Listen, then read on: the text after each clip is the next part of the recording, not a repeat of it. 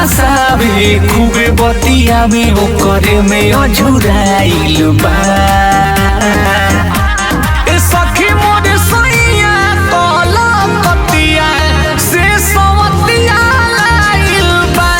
ए सखी मोर सैया कलकतिया से सवतिया लाइल बा।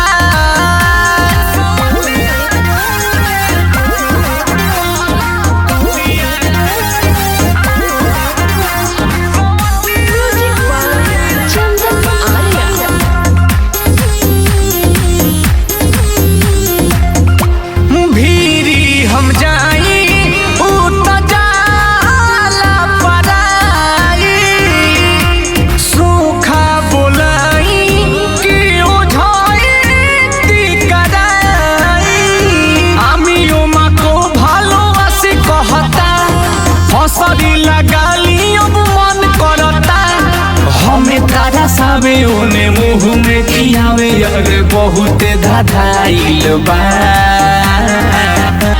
ए सखी मोर सैया कलकतिया से सवतिया लाइल बा। ए सखी मोर पियावा कलकतिया से सवतिया लाइल बा।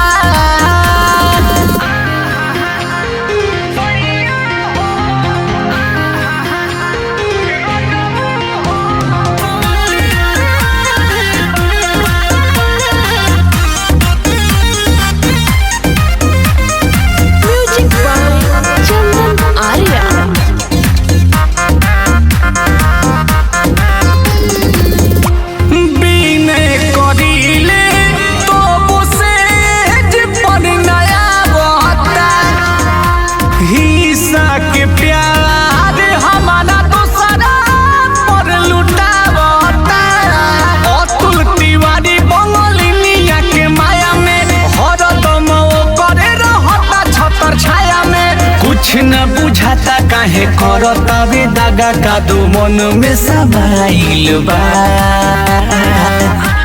ए सखी मोर सैया कलकतिया से सवतिया लाइल बा।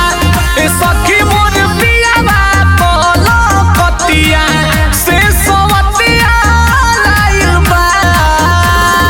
रुपिया कमाए खातिर भेजनी पुरुबाबा कोई से दो राजा के बनाई देलो सुगावा हंसिया हसावे खूबे बतिया में ओकरे में अझुराइल बा।